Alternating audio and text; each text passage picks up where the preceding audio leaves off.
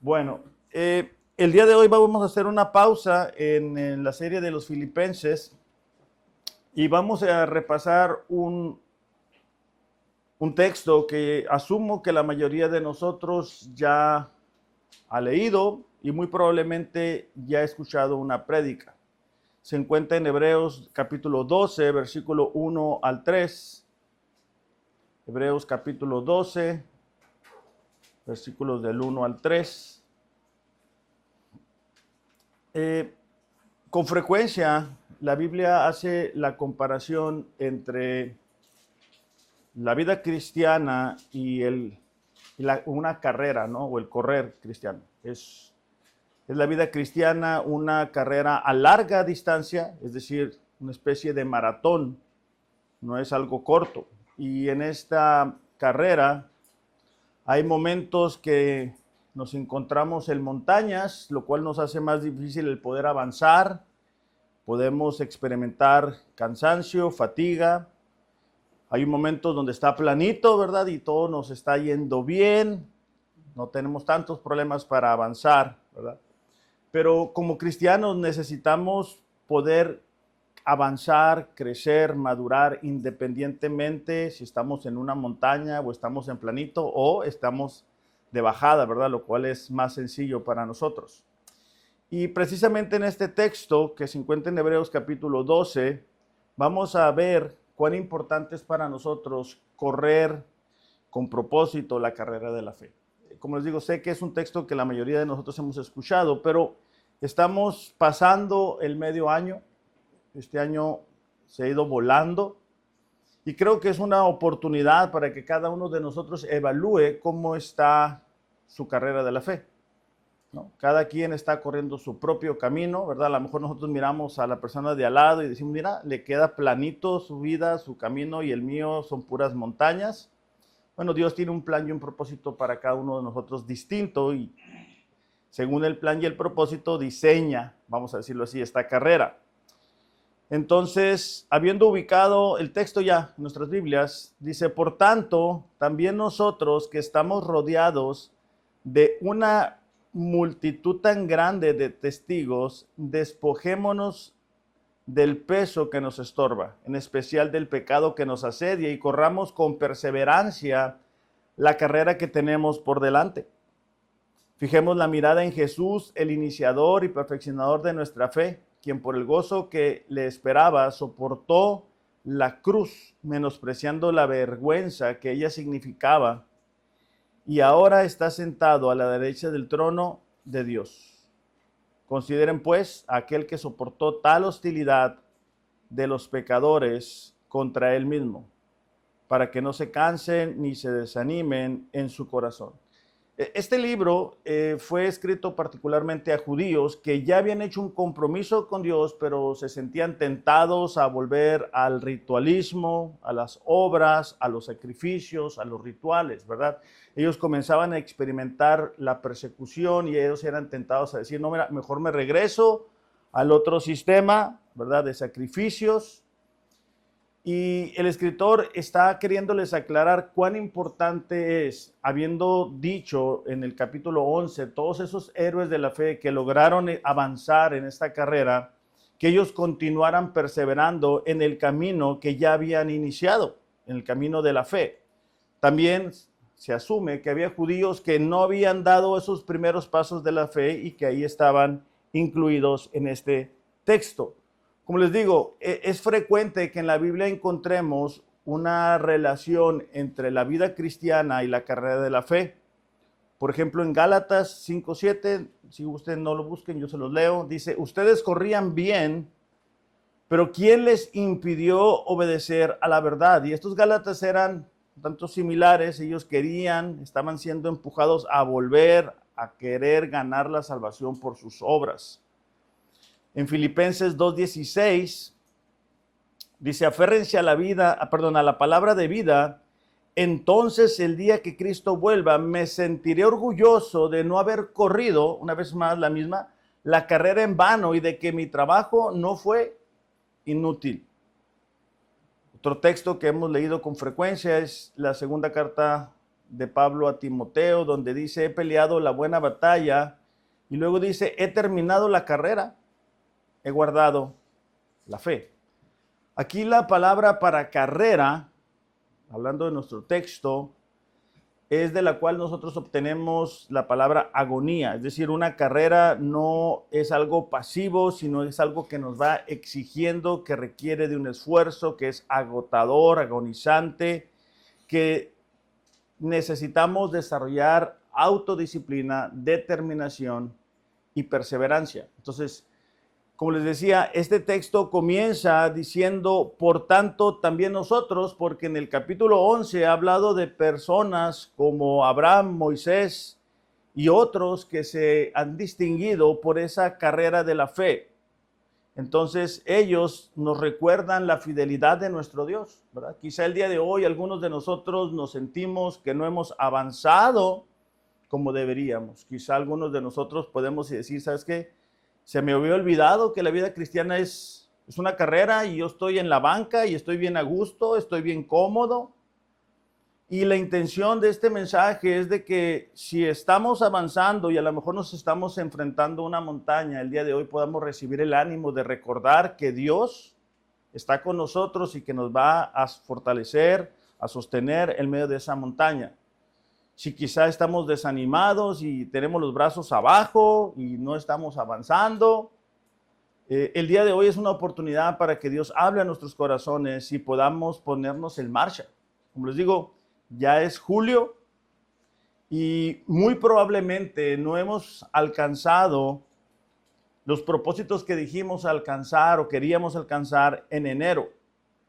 El miércoles pasado, en el libro que estamos llevando en pos de la santidad, yo tomé esta porción que el escritor Jerry Bridges dice, la vida está llena de resoluciones no cumplidas.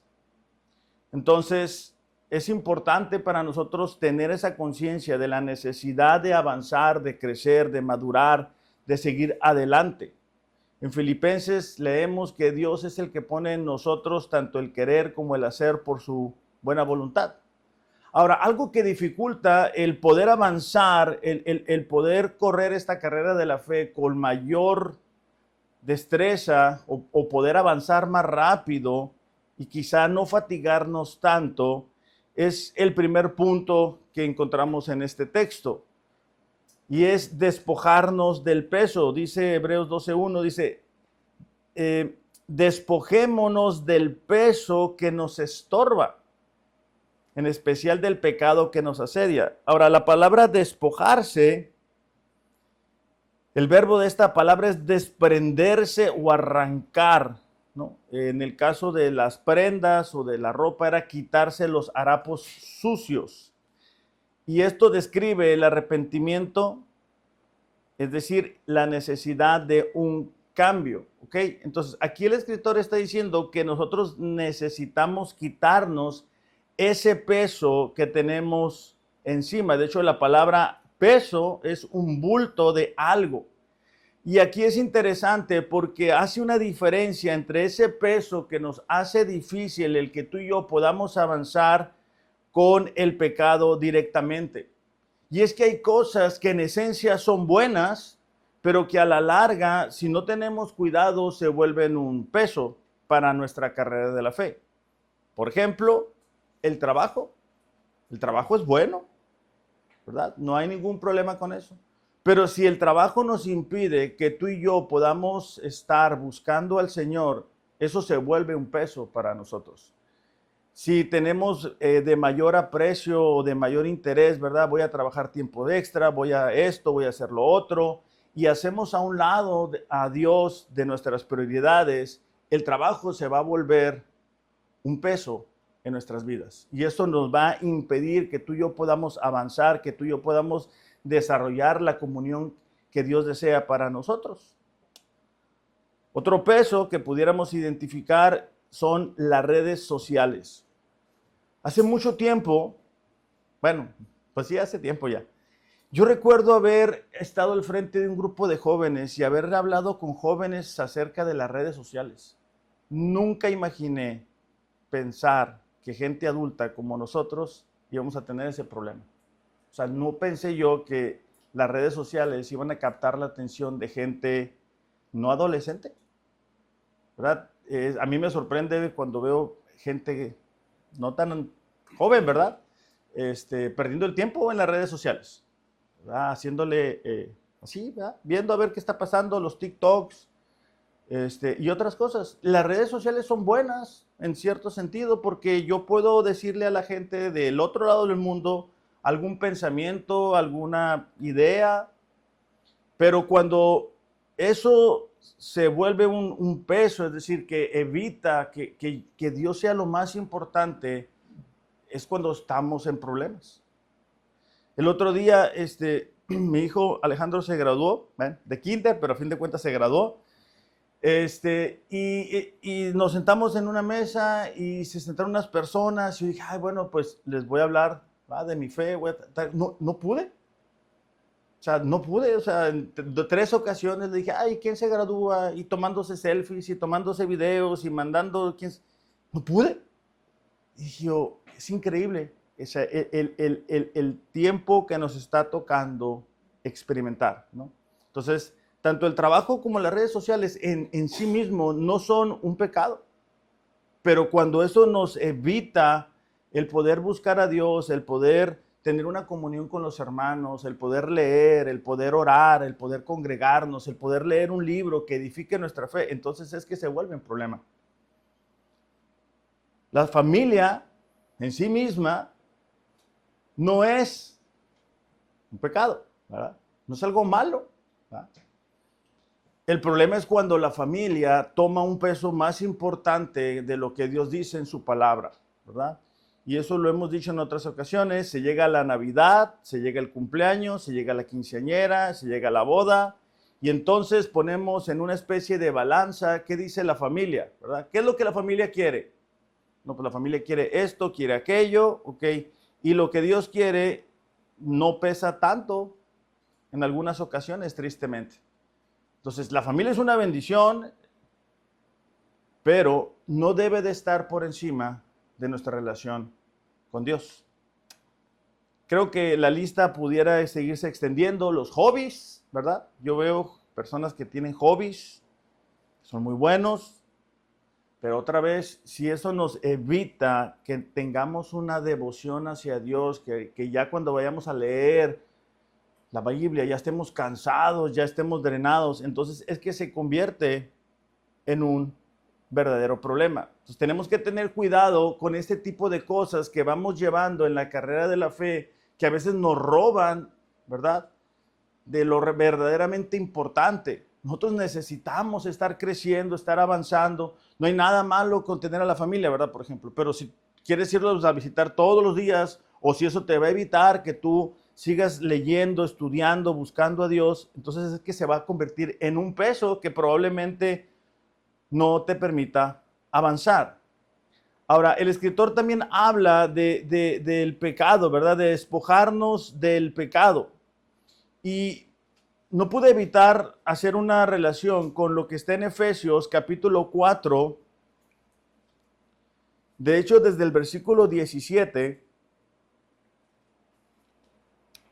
Pablo está desarrollando la diferencia que tiene que haber entre la vida de un cristiano y de un no cristiano.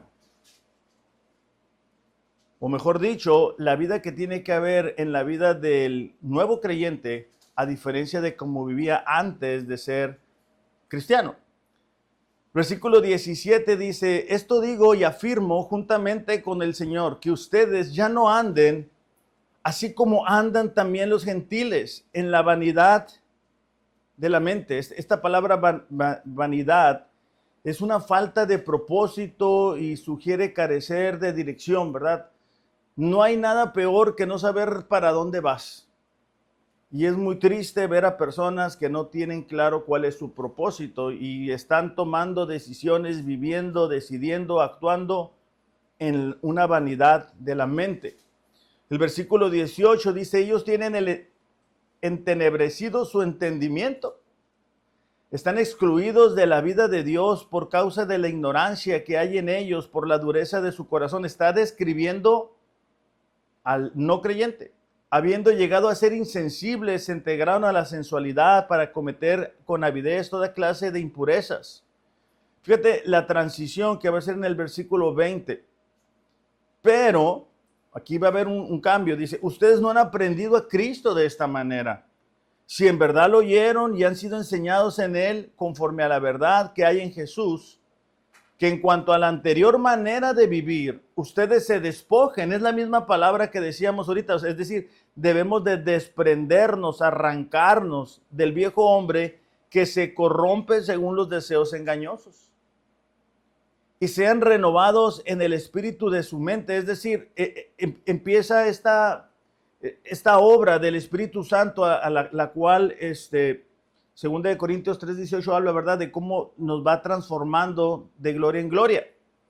Dice, y se vistan del nuevo hombre, el cual en la semejanza de Dios ha sido creado en la justicia y santidad de la verdad. Entonces, si se fijan, es similar a lo que en Hebreos está diciendo, cuando dice, despójense del peso, especialmente del pecado, ¿verdad?, que los va a asediar. Pablo aquí está diciendo, hey, hay una forma en que ustedes vivían antes, con un entendimiento entenebrecido, con una vanidad en su mente, pero ya no debe de ser así. Debe de haber un cambio radical en la vida del creyente. Debe de haber esa transición de prioridades, de ideas, de manera de pensar, de manera de actuar.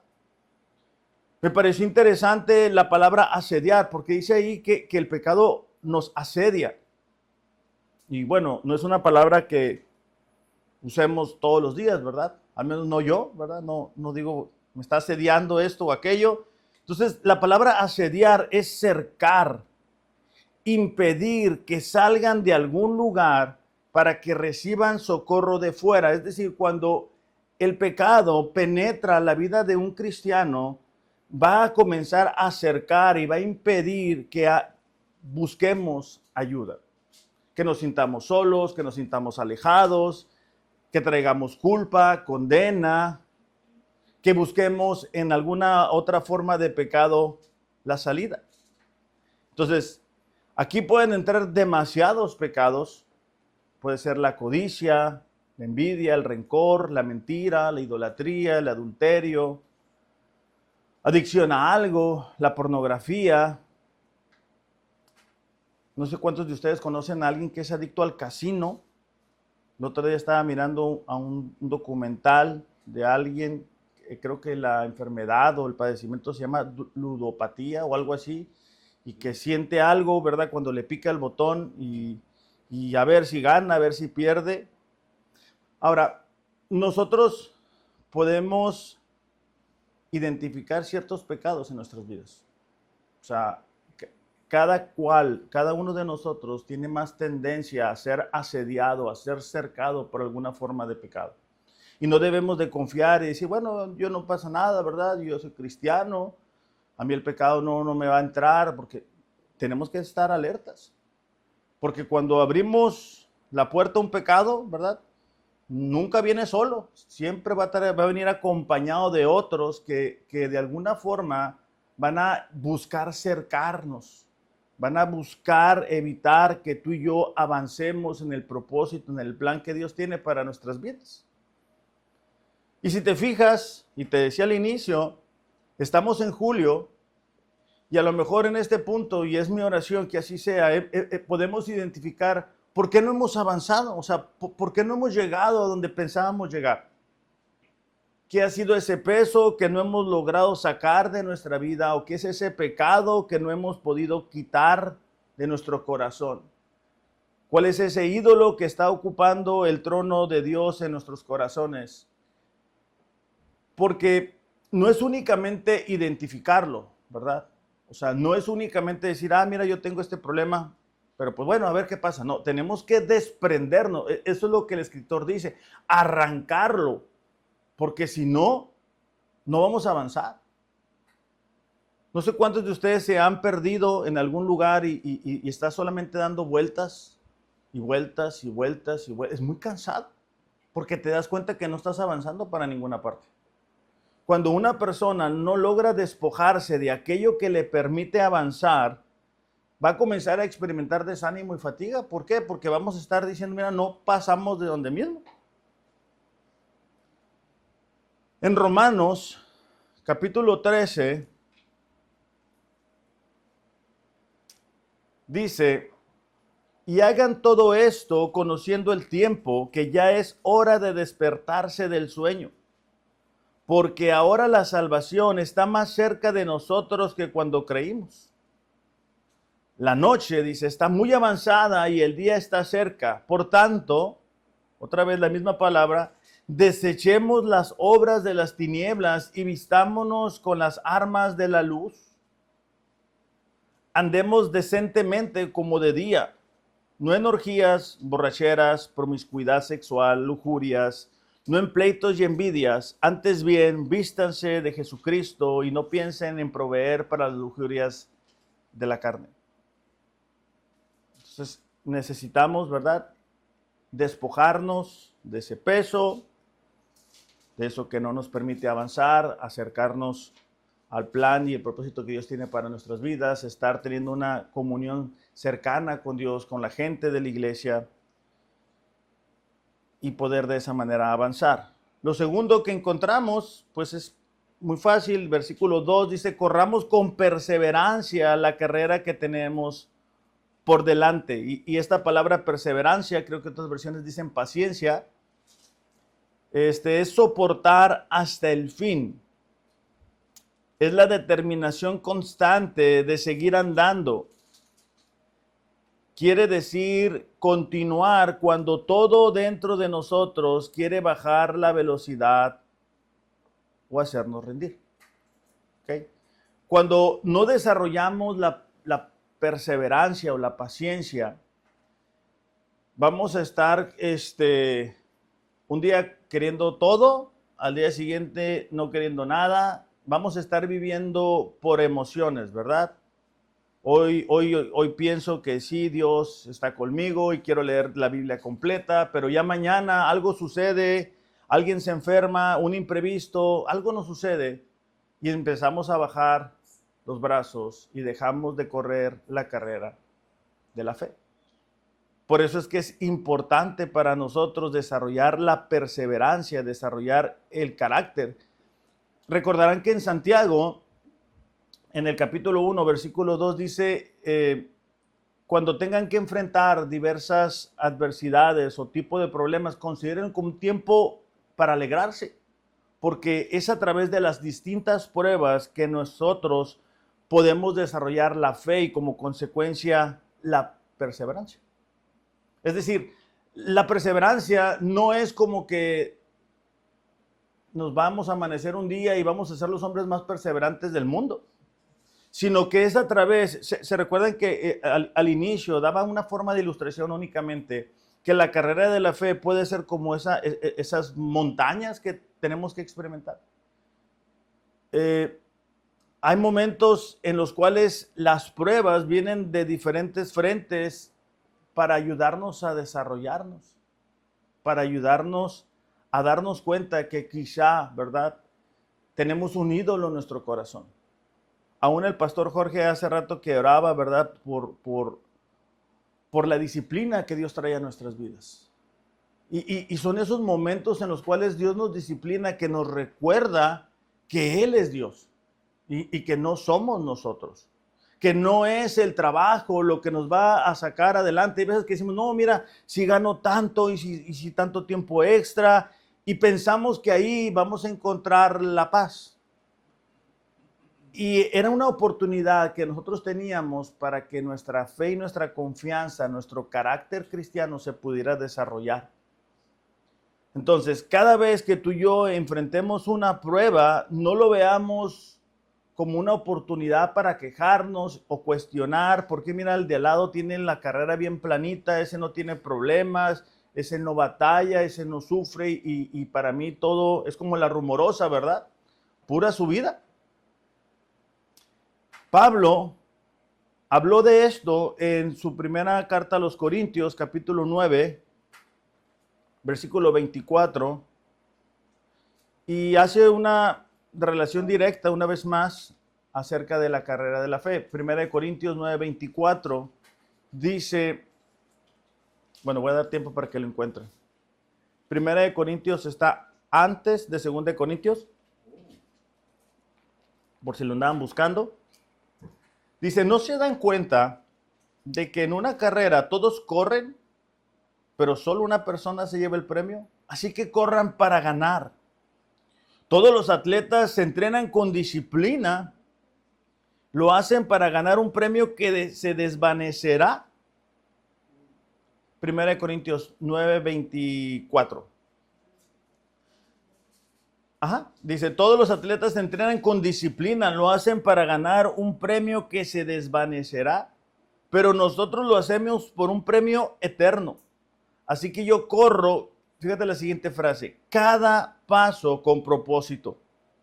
No solo doy golpes al aire, es decir, no es que Pablo fuera sin propósito, sino que dice, disciplino mi cuerpo como lo hace un atleta.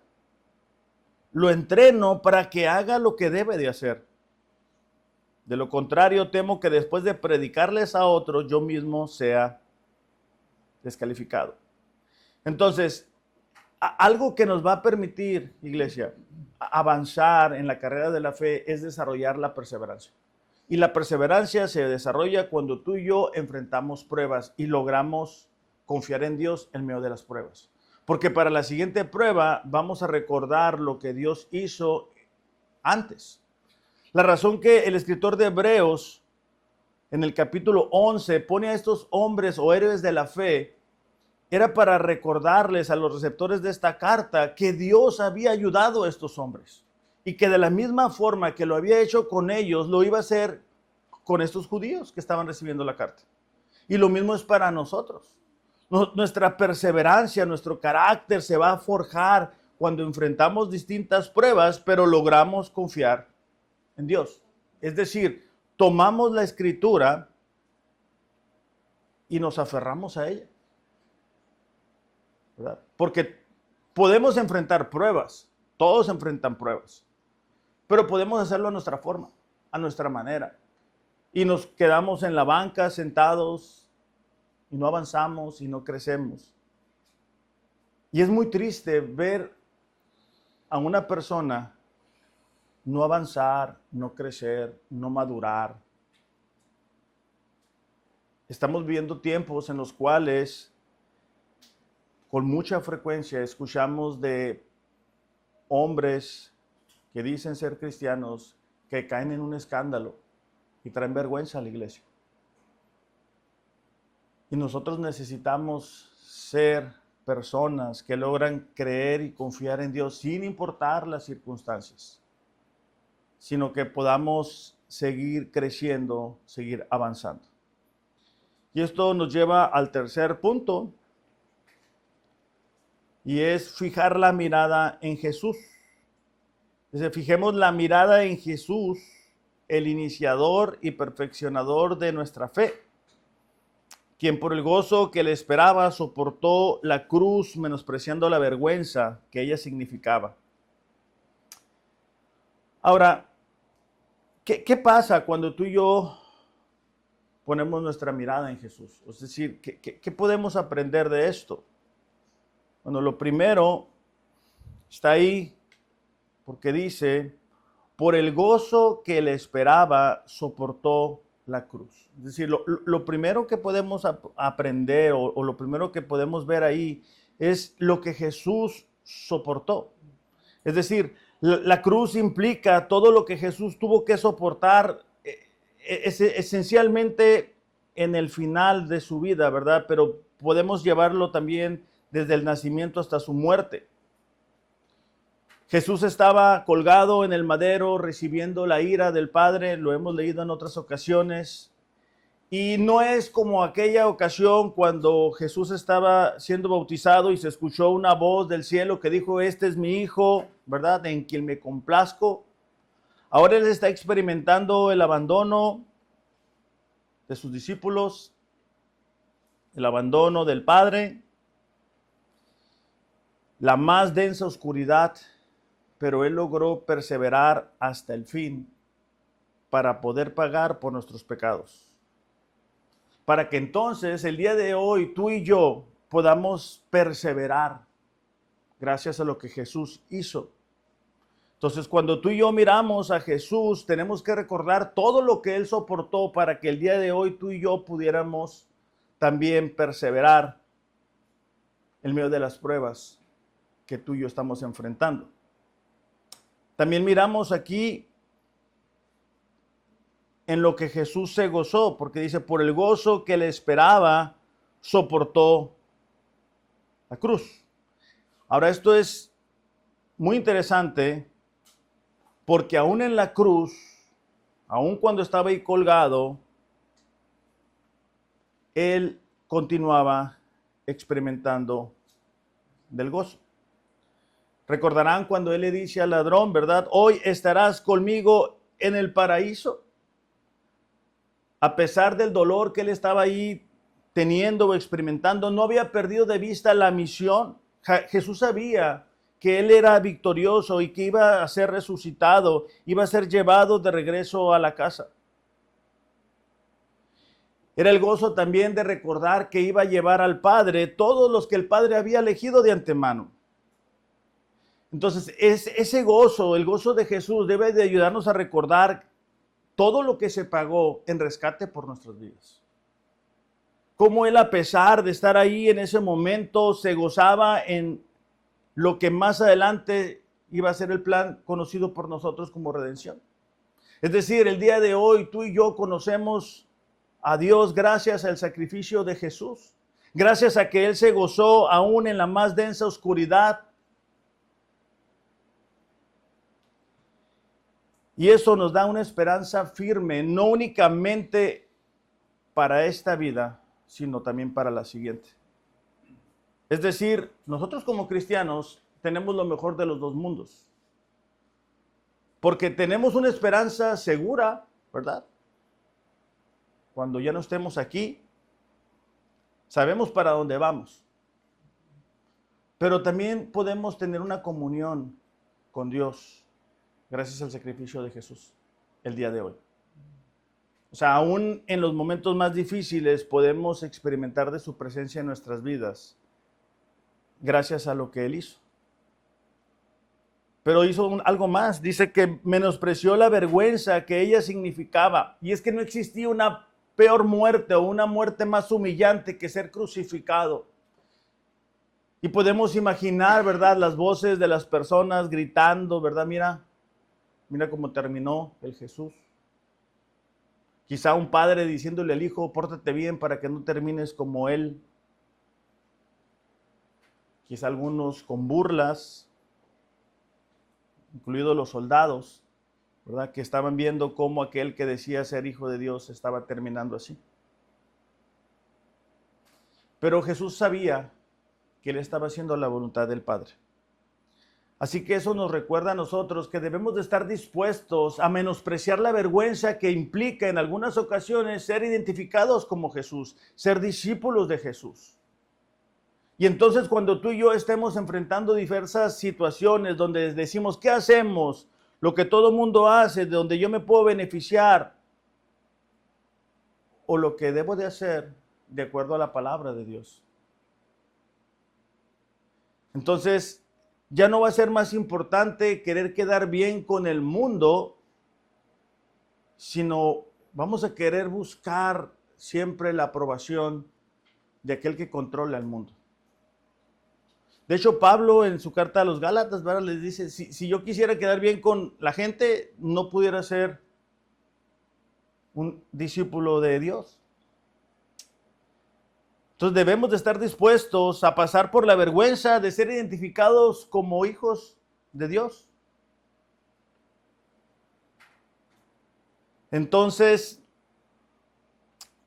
nos damos cuenta, iglesia, de cuán importante es para nosotros poner los ojos en Jesús. Porque de esa forma podemos seguir perseverando en medio de la carrera de la fe. A lo mejor tú te ves al espejo y dices, tú mira quién soy yo, ¿verdad? Siempre me equivoco, siempre fallo, no logro avanzar. Y aunque eso pudiera ser cierto en cierta medida, un hijo de Dios nunca está solo. Y el valor que se le da a un hijo de Dios fue demostrado por la sangre de Jesús. El alto precio, dice la Escritura, ¿verdad?, que se pagó, no con plata ni con oro, sino a precio de sangre. Entonces es un día hoy para darnos cuenta y reflexionar hacia dónde estamos mirando en medio de la carrera de la fe.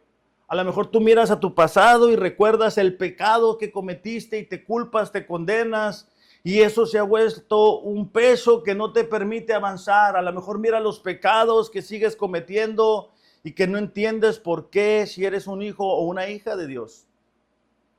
Creo que hoy es una oportunidad para que veamos al único lugar donde podemos encontrar esperanza para seguir avanzando. Y ese lugar es la cruz, iglesia. Jesús dijo, ¿verdad? En el mundo tendrán aflicción, pero confíen que yo he vencido al mundo. Entonces, solamente para concluir, no importa si estamos enfrentando una montaña o estamos en lo planito, necesitamos seguir creciendo en la carrera de la fe, poniendo los ojos en aquel que inició en nosotros la fe y que la va a perfeccionar hasta el día de Jesucristo. Vamos a orar. Padre, te damos gracias en este día por la oportunidad de estar aquí. Pedimos, Dios, que tú seas con cada uno de nosotros. Reconocemos nuestros limitantes, nuestras fallas, nuestros errores, pero también reconocemos y recordamos que tú eres nuestro Dios y que lo que somos es por ti. Así que sin importar, Dios, el momento en el que cada uno de nosotros se encuentre, te pedimos ayúdanos a correr la carrera de la fe. Y Padre, si alguien que no te conoce escucha este mensaje, yo te pido, Dios, que tú traigas a su corazón la conciencia de la necesidad de arrepentirse de sus pecados. Que tú, Dios, a través de este mensaje, por el poder de tu Espíritu Santo, le ayudes a comprender que todo ser humano nace alejado de ti. Pero que tú, Señor, en tu infinito amor y misericordia, enviaste a tu Hijo Jesús a pagar por el precio de esos pecados con su vida. Y al haber resucitado nos abrió la oportunidad, Dios, de que si creemos en ti podemos tener vida eterna. Te damos gracias, Dios, por esa promesa y te pedimos, Dios, que tú nos ayudes a seguir avanzando. En el nombre de Jesús, amén.